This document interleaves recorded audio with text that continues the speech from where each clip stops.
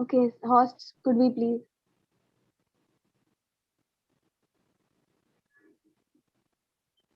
Good afternoon, everyone.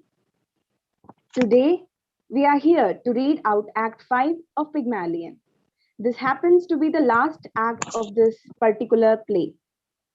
Reading the original text has enabled us to better understand the whole play as well as the writing style of George Bernard Shaw and the middle class morality as well. The net exams are right around the corner, and as ma'am says, and we all agree, it's inevitable to have a knowledge of the original text. So that's what we do. We read out an act every Sunday at 2 p.m. You all are welcome to join. If you wish, you can drop a message and we will be too happy to add you to our club. So let's start now. Act 5. Mrs. Higgins's drawing room. She is at her writing table as before. The parlor maid comes in. The parlor maid at the door. Mr. Henry, ma'am, is downstairs with Colonel Pickering. Well, show them up. They're using the telephone, ma'am. Telephoning to the police, I think. What? The parlor maid coming further in and lowering her voice. Mr. Henry is in a state, ma'am. I thought I would better tell you. If you had told me that Mr. Henry was not in a state, it would have been more surprising. Tell them to come up when they have finished with the police. I suppose he's lost something.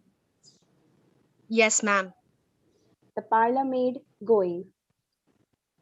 Go upstairs and tell Miss Doolittle that Mr. Henry and the Colonel are here. Ask her not to come down till I send for her. Yes, ma'am. Henry bursts in. He is, as the parlor maid said, in a state. Look here, mother. Here is the confounded thing. Yes, dear. Good morning. He checks his impatience and kisses her, whilst the parlor maid goes out. What is it? Eliza's bolted. Mrs. Higgins calmly continuing her writing. You must have frightened her. Frightened her? Nonsense. She was left last night, as usual, to turn out the lights and all that. And instead of going to bed, she changed her clothes and went right off. Her bed wasn't slept in. She came in a cab for her things before 7 this morning. And that fool Miss Pierce let her have them without telling me a word about it. What am I to do? Do without. I'm afraid, Henry. The girl has a perfect right to live if she chooses. Higgins wandering distractedly across the room. But I can't find anything. I don't know what appointments I've got. I am... Pickering comes in. Mrs. Higgins puts her pen down and turns away from the writing table. Pickering Good morning. speaking. Good morning, Miss Higgins. Has Henry told you? He sits down on the ottoman. What does that ass of an inspector say? Have you offered a reward? Mrs. Higgins rising in indignant amazement. You don't mean to say you have set the police after Eliza? Of course. What are the police for? What else could we do? He sits in the Elizabethan chair. The inspector made a lot of difficulties. I really think he suspected us of some improper purpose. Well, of course he did. What right have you to go to the police and give the girl's name as if she were a thief or a lost umbrella or something? Really? She sits down again, deeply vexed. But we want to find her. We can't let her go like this, Miss Higgins. What were we to do? You have no more sense, either of you, than two children. Why? The parlour maid comes in and breaks off the conversation. Mr. Henry, a gentleman wants to see you very particular. He has been sent on from Wimble Street. Oh, bother. I can't see anyone now. Who is it? Mr. Doolittle, sir? Doolittle, do you mean the dustman? Dustman? Oh no, sir. A gentleman. By George Pick, it's some relative of hers that she has gone to. Somebody we know nothing about? To the parlour maid. Send him up quick. Yes, sir. She goes. Higgins eagerly going to his mother. Gentle relatives, now we shall hear something. He sits down in the Chippendale chair. Do you know any of her people? Only her father, the fellow we told you about. Mr. Doolittle. She withdraws. Doolittle enters. He is brilliantly dressed in a new fashionable frock coat with white waistcoat and grey trousers. A flower in his buttonhole, a dazzling silk hat, and patent leather shoes complete the effect. He's too concerned with the business he has come on to notice Mrs. Higgins. He walks straight to Higgins and accosts him with vehement reproach. Doolittle indicating his own person. Do you say this? You done this? Done what, man? This, I tell you. Look at it. Look at this hat. Look at this coat. Has Eliza been buying you clothes? Eliza? Not she. Not her. Why would she buy me clothes? Good morning, Mr. Doolittle. Won't you sit down? Doolittle taken aback as he becomes conscious that he has forgotten his hostess. Asking your pardon, ma'am. Doolittle approaches her and shakes her proffered hand. Thank you. He sits down on the ottoman on Pickering's right. I am that full of what has happened to me that I can't think of anything else. What the dickens has happened to you? I shouldn't mind if it had only happened to me. Anything might happen to anybody, and nobody to blame but Providence, as you might say. But this is something that you done to me. Yes, you, Henry Higgins. Have you found Eliza? That's the point. Have you lost her? Yes. Have you all the luck? You have all the luck. You have. I ain't found her, but she'll find me quick enough now after what you done to me. But what has my son done to you, Mr. Doolittle?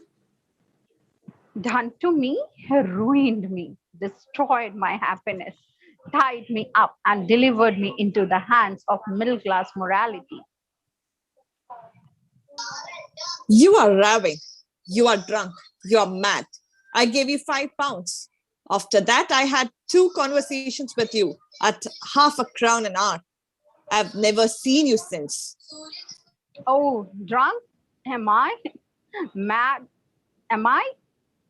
Tell me this. Did you not write a letter to an old blighter in America that was giving 5 millions to found moral reform societies all over the world, and that wanted you to invest a universal language for him? What? Ezra D. Vanafella? He's dead. Higgins sits down again carelessly. Yes, he's dead, and I am done for. Now, did you not write a letter to him to say that the most original moralist at present in England, to the best of your knowledge, was Alfred Doolittle, a common dustman? Oh, after your last visit, I remember making some silly joke of the kind. Oh, you may well call it a silly joke. It put the lid on me right enough. Just give me the chance. He wanted to show that Americans is not like us, that they recognize and respect merit in every class of life, however humble. Then words is in his blooming will, in which Henry Higgins, thanks to your silly joking, he leaves me a share in his pre-digested Chinese cheese trust worth 3,000 a year on condition that I lecture for his Vernacular Moral Reform World League as often as they ask me up to 6 times a year. The devil he does. We, what a lark. A safe thing for you, Doolittle. They won't ask you twice. It ain't the lecturing I mind. I lecture them blue in the face. I will, and not turn a hair. It's making a gentleman of me that I object to. Who asked him to make a gentleman of me? I was happy. I was free. I was pretty nigh everybody for money when I wanted it. Same as I touched you, Henry Higgins. Now I'm worried, tied, neck and heels, and everybody touches me for money. It's fine thing for you, says my solicitor. Is it? Says I. You mean it's good thing for you? I says when I was a poor man and had a solicitor once when they found a pram in the dust cart. He got me off and got shut off me and got me shut off him as quick as he could. Same with the doctors. He used to shove me out of the hospital before I could hardly stand on my legs and nothing to pay. Now they find out that I am not a healthy man and can't leave unless they looks after me twice a day. In the house, I am not let do a handstand for myself. Somebody else must do it and touch me for it. A year ago, I hadn't a relative in the world except two or three that wouldn't speak to me. Now I have 15 and not a decent week's wages among the lot of them. I have to live for others and not for myself. That's middle class morality. You talk of losing Eliza. Don't you be anxious? I bet she's on my doorstep by this. She that could support herself easy by selling flowers if I wasn't respectable. And the next one to touch me will be you, Henry Higgins. I will have to learn to speak middle class language from you instead of speaking proper English. That's where you will come in. And I dare say that's what you done to me, done it for. But my dear Mr. Doolittle, you need not suffer all this if you are really in earnest. Nobody can force you to accept this bequest. You can repudiate it. Isn't that so, Colonel Pickering? I believe so. Doolittle softening his manners in deference to her sex. That's the tragedy of it, ma'am. It's easy to say, chuck it. But I haven't the nerve, which one of us has. We are all intimidated. Intimidated, ma'am. That's what we are. What is there for me if I chuck it but the workhouse in my old age? I have to dye my hair already to keep my job as a dustman. If I was one of the deserving poor and had put by a bit, I could chuck it. But then, why should I accuse the deserving poor, might as well as millionaires for all the happiness they ever has? They don't know what happiness is, but I, as one of the undeserving poor, have nothing between me and the pauper's uniform, but this here blasted 3,000 a year that shows me into the middle class.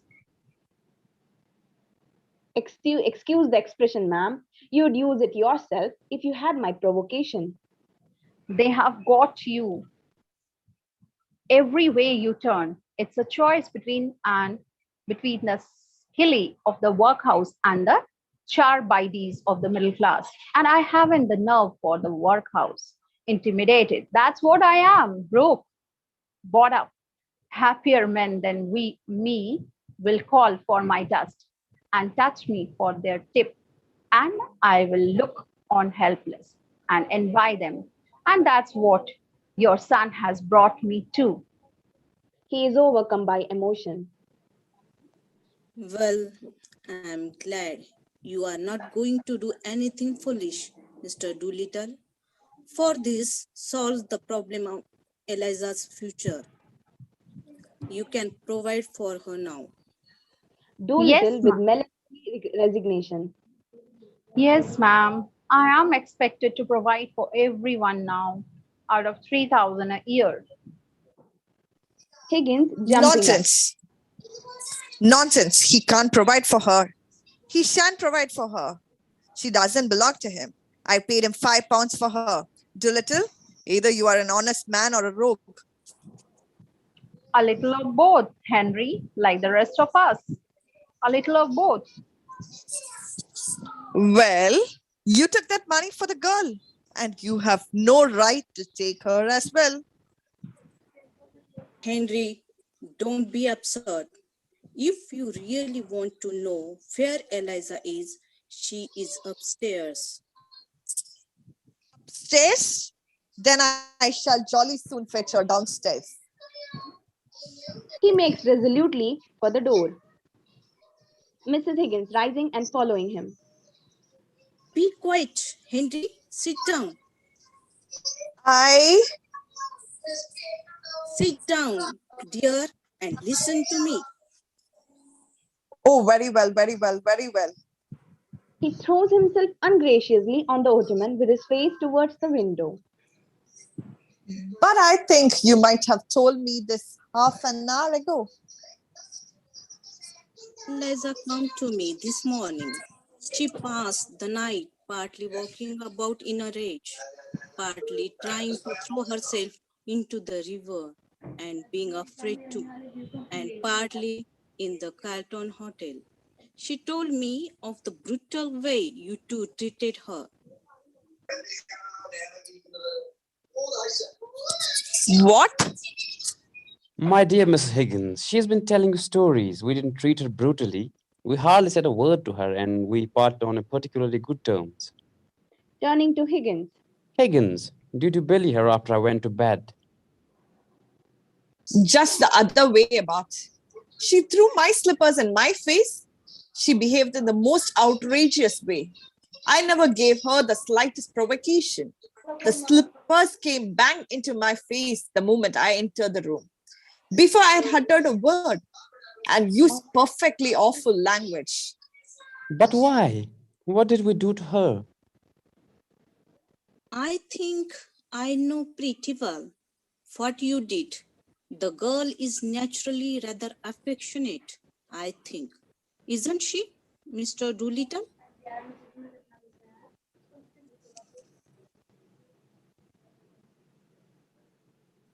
Very tender-hearted, ma'am. Takes after me. Just so, she had become attached to you both. She worked very hard for you, Henry. I don't think you quite realize what anything in the nature of brain work means to a girl like that. Well, it seems that when the great day of trial came and she did this wonderful thing for you without making a single mistake, you two sat there and never said a word to her, but talked together of how glad you were that it was all over and how you had been bored with the whole thing. And then you were surprised because she threw your slippers at you. I should have thrown the fire irons at you. We said nothing except that we were tired and wanted to go to bed. Did we, Pick? That was all. Quite sure. Absolutely, really, that was all. You didn't thank her, or pet her, or admire her, or tell her how splendid she had been. But she knew all about that. We didn't make speeches to her, if that's what you mean. Perhaps we were a little inconsiderate. Is she very angry?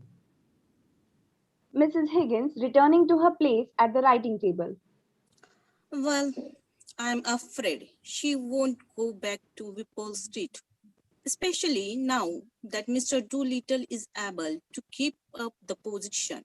You have trust on her. But she says she is quite willing to meet you on friendly terms and to let bygones be bygones. Is she by George? Oh, If you promise to behave yourself, Henry, I will ask her to come down. If not, go home, for you have taken up quite enough of my time.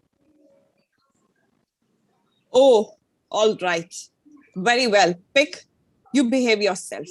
Let us put on our best Sunday manners for this creature that we picked out of the mind. Higgins flings himself sulkily into the Elizabethan chair. Now, Henry Higgins, have some consideration for my feelings as a middle class man. Remember your promise, Henry. She presses the bell button on the writing table. Mr. Doolittle, will you so good as to step out on the balcony for a moment? I don't want Eliza to have the shock of your news until she has made it up with these two gentlemen. Would you mind? As you wish, lady. Anything to help Henry to keep her off my hands. He disappears through the window. The parlour maid answers the bell. Pickering sits down in Doolittle's place. Ask Miss Doolittle to come down, please. Yes, ma'am. The parlour maid goes out. Now, Henry, be good. I am behaving myself perfectly. He's doing his best, Miss Higgins. Of course, Higgins throws back his head, stretches out his legs, and begins to whistle. Henry, dearest, you don't look at all nice in that attitude. I what? I was not trying to look nice, mother. It doesn't matter, dear. I only wanted to make you speak Why? because you can't speak and whistle at the same time. Higgins groans, another very trying pause. Where the devil is that girl? Are we to wait here all day? Eliza enters, sunny, self-possessed, and giving a staggeringly convincing exhibition of ease of manners. She carries a little work basket and is very much at home. Pickering is too much taken aback to rise. How do you do, Professor Higgins? Are you quite well? Am I? Can say no more. But of course you are. You are never ill. So glad to see you again, Colonel Pickering. Colonel Pickering rises hastily and they shake hands. Quite chilly this morning, isn't it? She sits down on his left, he sits beside her. Don't you dare try this game on me. I taught it to you, and it doesn't take me in. Get up and come home, and don't be a fool. Eliza takes a piece of needlework from her basket and begins to stitch at it without taking the least notice of his outburst. Very nicely put indeed, Henry. No woman can resist such an invitation. You let her alone, mother. Let her speak for herself. You will jolly soon see whether she has an idea that I haven't put into her head or a word that I haven't put into her mouth. I tell you, I've created this thing out of the squashed cabbage leaves of Convent Garden. And now she pretends to play the fine lady with me. Yes, dear, but you will sit down, won't you? Higgins sits down again savagely. Lisa to Pickering, taking no apparent notice of Higgins and working away deftly. Will you drop me altogether now that the experiment is over, Colonel Pickering? Oh, don't. You mustn't think of it as an experiment. It shocks me somehow. Oh, I'm only a squashed cabbage leaf. No, But I owe so much to you that I should be very unhappy if you forget me. it's very kind of you to say so, Miss Doolittle. It's not because you paid for my dresses. I know you are generous to everybody with money. But it was from you that I learned where really nice matters. And that is what makes one a lady, isn't it? You see, it was so very difficult for me with the example of Professor Higgins always before me. I was brought up to be just like him, unable to control himself and using bad language on the slightest provocation. And I thought I should never have known that ladies and gentlemen didn't behave like that if you hadn't been there. Well, Oh, that's only his way, you know. He doesn't mean it. Oh, I didn't mean it either when I was a flower girl. It was only my way. But you see, I did it, and that's what makes the difference after all. No doubt. Still, he taught you to speak, and I couldn't have done that, you know. Of course, that is his profession. damnation. It was just like learning to dance in the fashionable way. There was nothing more than that in it. But do you know what began my real education? What? Lisa, stopping her work for a moment. You're calling me Miss Doolittle that day when I first came to Maple Street. That was the beginning of self respect for me. She resumes her stitching. And there were 100 little things you never noticed because they came naturally to you. Things about standing up and taking off your hat and opening doors. Oh, that was nothing. Yes, things that showed you thought and felt about me as if I were something better than a curly maid. Though, of course, I know you would have been just the same to a scullery maid if she had been let in the drawing room. You never took off your boots in the dining room when I was there. You mustn't mind that. Higgins takes off his boots all over the place. I know I am not blaming him. It is his way, isn't it? But it made such a difference to me that you didn't do it. You see, really and truly, apart from the things anyone can pick up, The dressing and the proper way of speaking and so on. the difference between a lady and a flower girl is not how she behaves, but how she is treated. I shall always be a flower girl to Professor Higgins because he always treats me as a flower girl and always will. But I know I can be a lady to you because you always treat me as a lady and always will. Please don't grind your teeth, Henry. Well, this is very nice of you, Miss Doolittle. I should like you to call me Eliza now, if you would. Thank you, Eliza, of course. And I should like Professor Higgins to call me Miss Doolittle. I will see you damned first. Henry, Henry, Why don't you slang back at him? Don't stand it. It would do him a lot of good. I can't. I could have done it once, but now I can't go back to it. Last night, when I was wandering about, a girl spoke to me, and I tried to get back into the old way with her, but it was no use.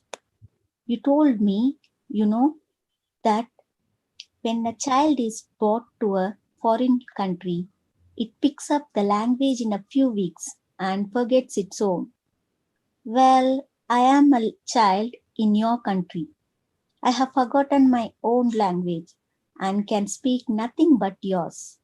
That's the real break off with the corner of Tottenham Court Road. Leaving Wimple Street finishes it. Oh, but you are coming back to the Wimpole Street, aren't you? You'll forgive Higgins. Forgive? Will she, by George? Let her go. Let her find out how she can get on without us. She will relapse into the gutter in 3 weeks without me at her elbow.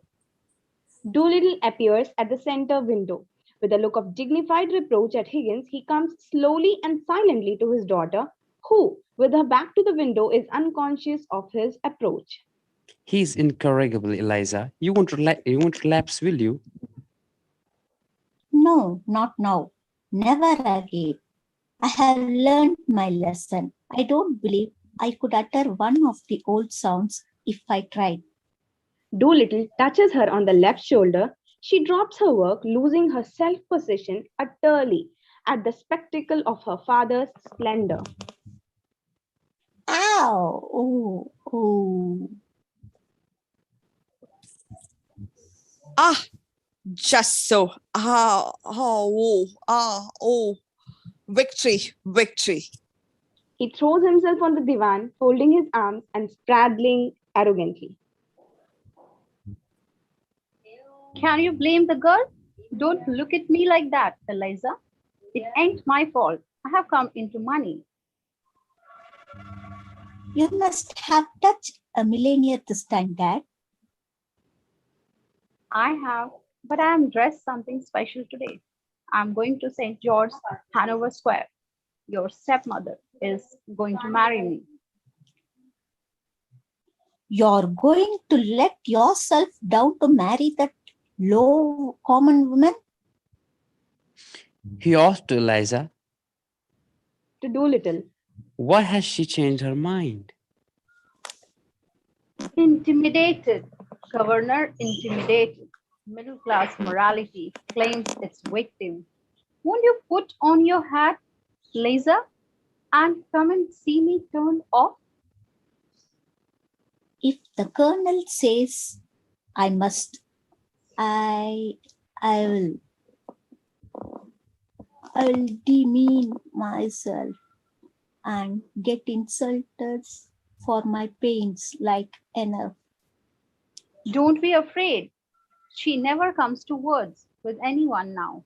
Poor woman, respectability has broke all the spirit out of her. Pickering squeezing Eliza's elbow gently.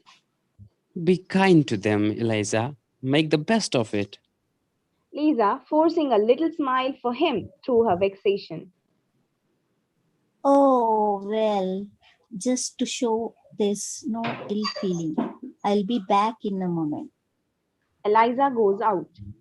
Doolittle sitting down beside Pickering. I feel uncommon nervous about the ceremony, Colonel. I wish you'd come and see me through it. But you have been through it before, man. You were married to Eliza's mother. Who told you that, Colonel? Well, nobody told me, but I conclude naturally. No, that ain't the natural way, Colonel. It's only the middle class way. My way was always the undeserving way. But don't say nothing to Eliza. She don't know. I always had a delicacy about telling her. Quite right. We'll leave it so, if you don't mind.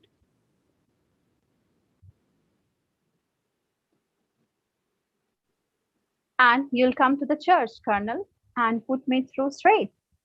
With pleasure, as far as the bachelor can. May I come, Mr. Doolittle?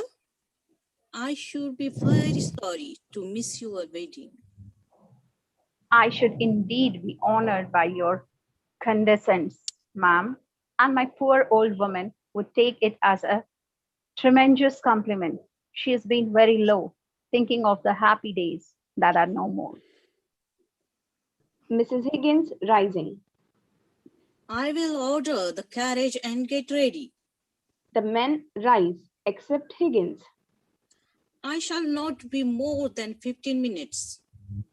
As she goes to the door, Eliza comes in, hatted and buttoning her gloves. I am going to the church to see your father married, Eliza.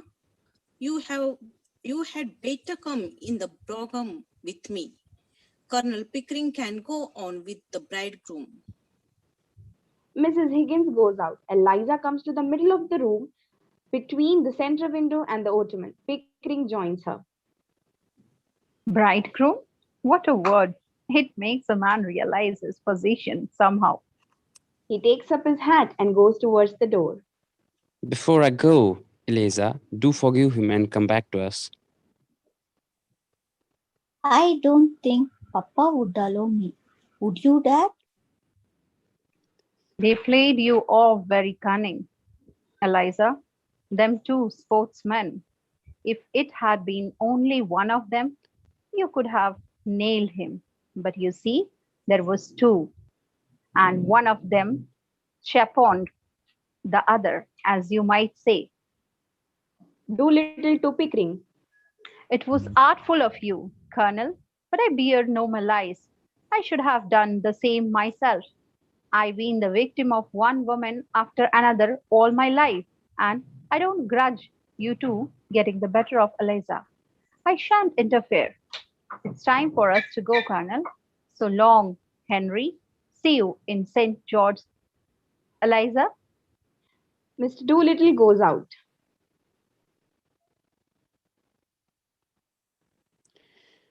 Do stay with us, Eliza. Pickering follows Doolittle. Eliza goes out on the balcony to avoid being alone with Higgins. He rises and joins her there. She immediately comes back into the room and makes for the door, but he goes along the balcony quickly and gets his back to the door before she reaches it. Well, Eliza, you have had a bit of your own back, as you call it. Have you had enough? And are you going to be reasonable? Or do you want any more? You want me back only to pick up your slippers and put up with your tempers and fetch and carry for you?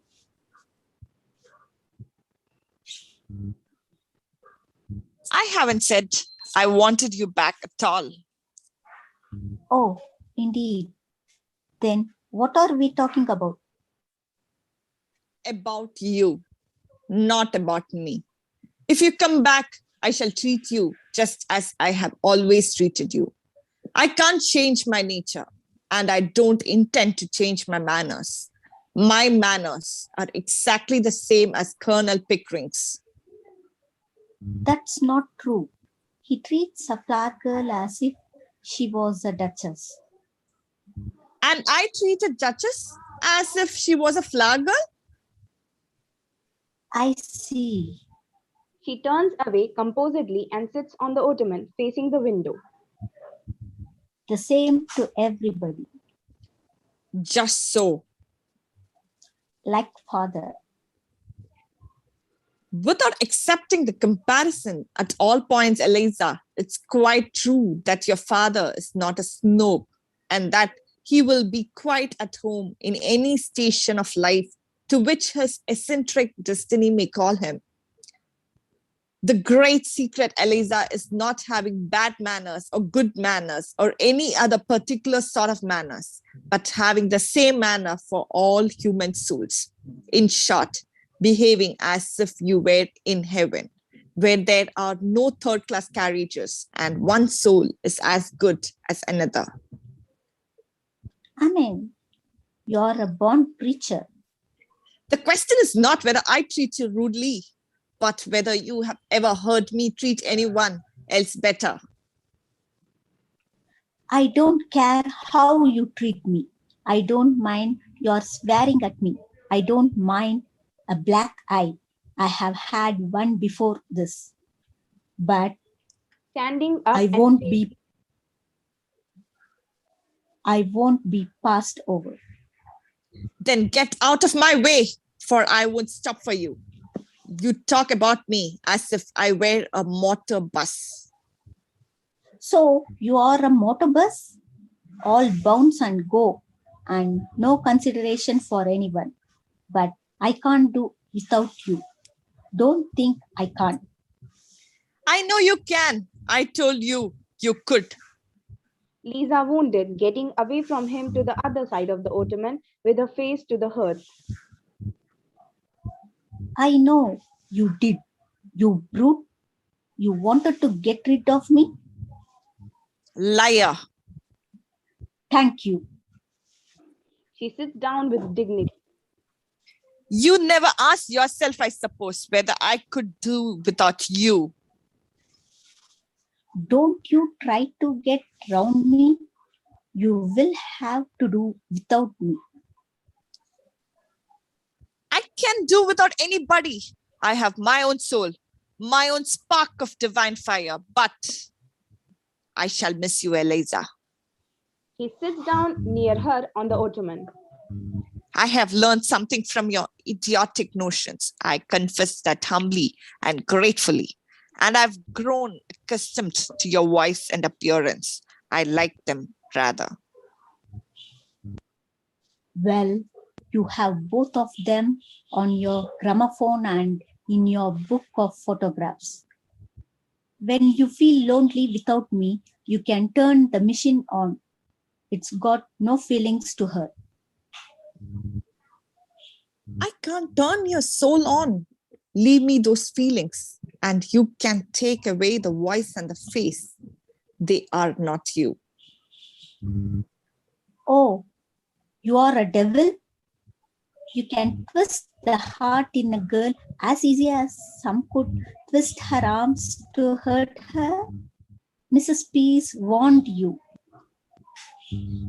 Time and again, she has wanted to leave you, and you always got round her at the last minute. And you don't care a bit for her, and you don't care a bit for me. I care for life, for humanity, and you are a part of it that has come my way and been built into my house. What more can you or anyone ask?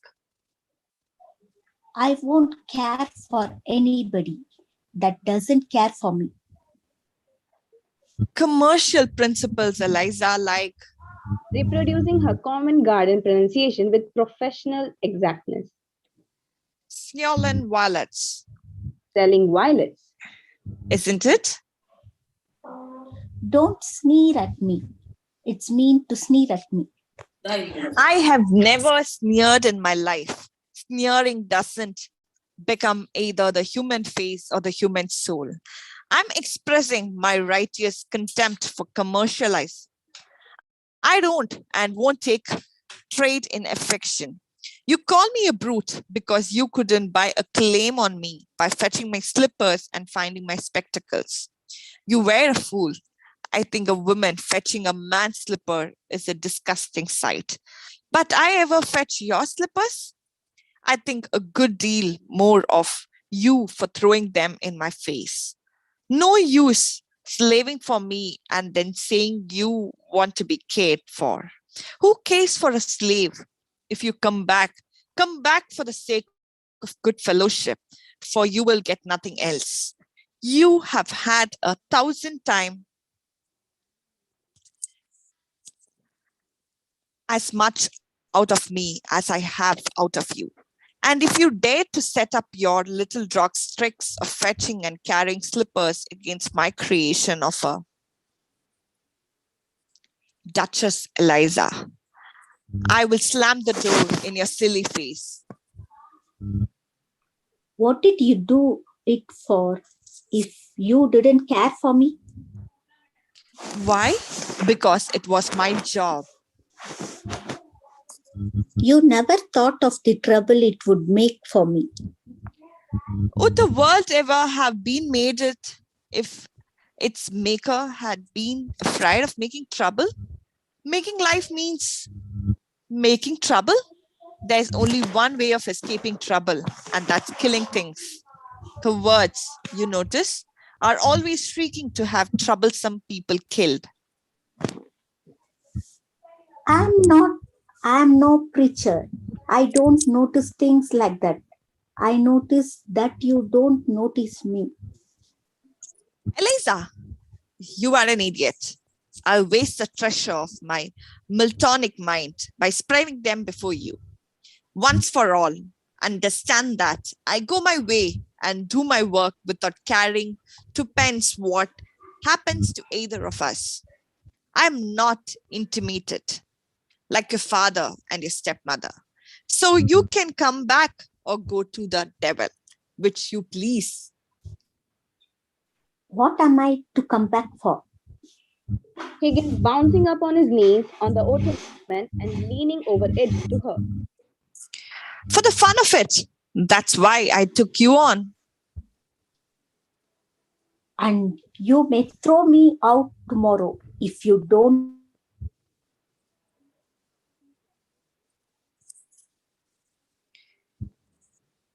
Yes, and you may walk out tomorrow if I don't do everything you want me to. And live with my stepmother. Yes, or sell flowers. Oh, if I only could go back to my flower basket, I should be independent of both. I And should be independent of both you and father and all the world. Why did you take my independence from me? Why did I give it up? I am a slave now for all my fine clothes. Not a bit. I will adopt you as my daughter and settle money on you if you like. Or would you rather marry Pickering? I wouldn't marry you if you asked me, and you're nearer my age than what he is. Than he is? Not than what he is. I'll talk as I like. You're not my teacher. Now, I don't suppose Pickering would, though. He is as confirmed an old bachelor as I am. that's not what I want. And don't you think it? I have always had chaps enough wanting me that way. Freddie Hill writes to me twice and thrice times a day, sheets and sheets. Damn his impudence. he recoils and finds himself sitting on his head. He has a right to if he likes, poor lad, and he does love me. Higgins getting off the ottoman. You have no right to encourage him. Every girl has a right to be loved. What? By fools like that. Fred is not a fool, and if he is weak and poor and wants me, maybe he would make me happier than my betters that bullies me and don't want me. Can he make anything of you? That's the point. Perhaps I could make something of him, but I never thought of us making anything of one another, and you never think of anything else. I only want to be natural. In short, you want me to be as infatuated about you as Freddie? Is that it? No, I don't. That's not the sort of feeling I want from you. And don't you be too sure of yourself or of me? I could have been a bad girl if I would like. I have seen more of some things than you for all your learning. Girls like me can drag gentlemen down to make love to them easy enough, and they wish each other dead the next minute. Of course they do. Then what in thunder are we quarreling about? I want a little kindness. I know I am a common ignorant girl and you a book learned gentleman, but I am not that under your feet. What I done? Correcting herself. What I did was not for the dresses and the taxis. I did it because we were pleasant together and I came to care for you, not to want you to make love to me, and not forgetting the difference between us, but more friendly like. Well, of course. That's just how I feel and how Pickering feels. Eliza, you are a fool. That's not a proper answer to give me. She sinks on her chair at the writing table in tears. It's all you will get until you stop being a common idiot. If you're going to be a lady, you will have to get up feeling neglected if the men you know don't spend half their time sniveling over you and the other half giving you black eyes. If you can't stand the coldness of my sort of life and the strain of it, go back to the gutter. Work till you are more a brute than a human being, and then cuddle and squabble and drink till you fall asleep. Oh, it's a fine life, the life of the gutter. It's real, it's warm, it's violent. You can feel it through the thickest skin. You can taste it and smell it without any training or any work. Not like science and literature and classical music and philosophy and art. You find me cold, unfeeling, selfish, don't you? Very well. Be off with you to the sort of people you like. Marry some sentimental hog or other with lots of money and a thick pair of lips to kiss you with and a thick pair of boots to kick you with. If you can't appreciate what you have got, you would better get what you can appreciate.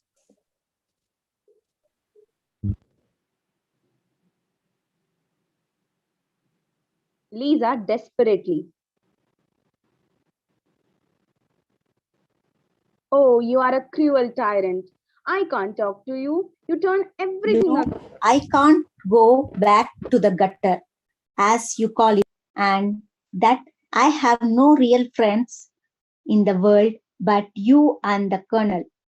You know well, I couldn't bear to live with a low common man after you two, and it's wicked and cruel of you to insult me by pretending I could. You think I must go back to Wimple Street because I have nowhere else to go but father's? But don't you be too sure that you have me under your feet to be trampled on and talked down? I will marry Freddie. I will, as soon as he is able to support me. Higgins sitting down beside her. Rubbish. You shall marry an ambassador. You shall marry the Governor General of India or the Lord Lieutenant of Ireland or somebody who wants a deputy queen. I'm not going to have my masterpiece thrown away on Freddie. You think I like you to say that? But I haven't forget what you said a minute ago, and I won't be coaxed round as if I was a baby or a puppy. If I can't have kindness, I will have independence. Independence? That's middle class blasphemy. We are all dependent on one another, every soul of us on earth. Lisa rising determined. I will let you see whether I am dependent on you. If you can preach, I can teach. I will go and be a teacher. What will you teach in heaven's name? What you taught me, I'll teach phonetics. Ha ha ha.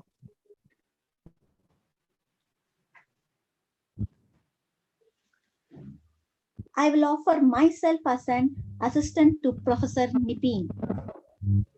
Higgins What? That impostor? That humbug? That toadying ignoramus? Teach him my methods, my discoveries. You take one step in his direction and I will bring your neck. He lays hands on her. Do you hear?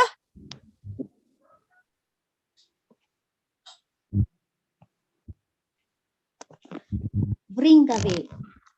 What do I care? I knew you would strike me someday. He lets her go, stamping with rage at having forgotten himself, and recoils so hastily that he stumbles back into his seat on the ottoman. Aha. Now I know how to deal with you. What a fool I was not to think of it before. You can't take away the knowledge you gave me. You said I had a finer ear than you, and I can be civil and kind to people, which is more than you can. Ha, that's done you, Henry Higgins, it has. Now I don't care that Snapping her fingers. for your bullying and your big talk. I will advertise it in the papers that your duchess is only a flower girl that you thought, and that she will teach anybody to be a duchess just the same in 6 months for 1,000 guineas. Oh, when I think of myself crawling under your feet and being trampled on and called names, then all the time I had only to lift up my finger to be as good as you. I could just kick myself.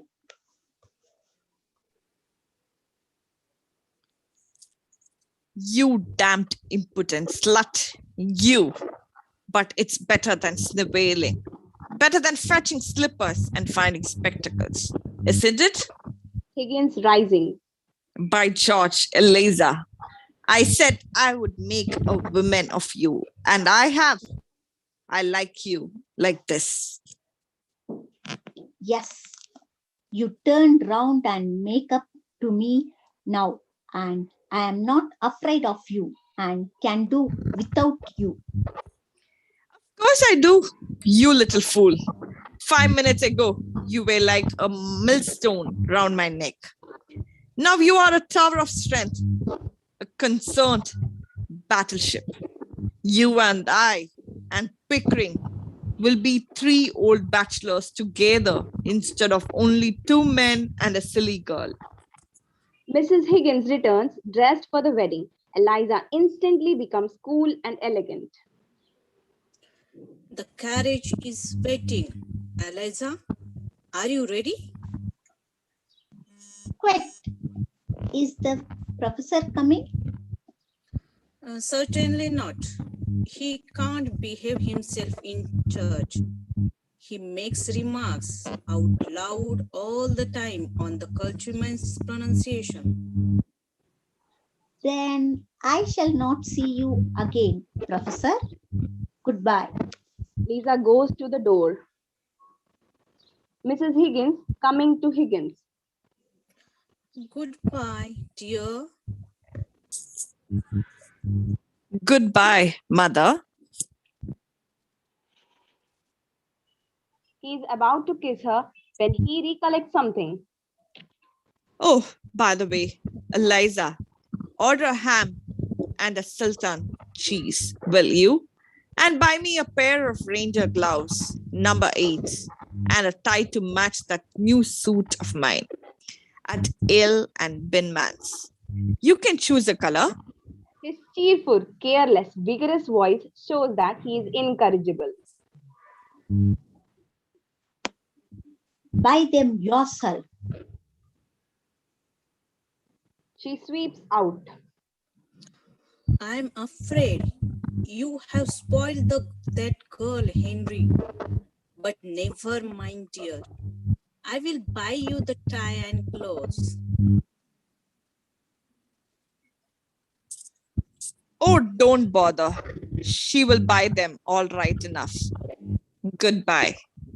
They kiss. Mrs. Higgins runs out. Higgins, left alone, rattles his cash in his pocket, chuckles, and disports himself in a highly self satisfied manner.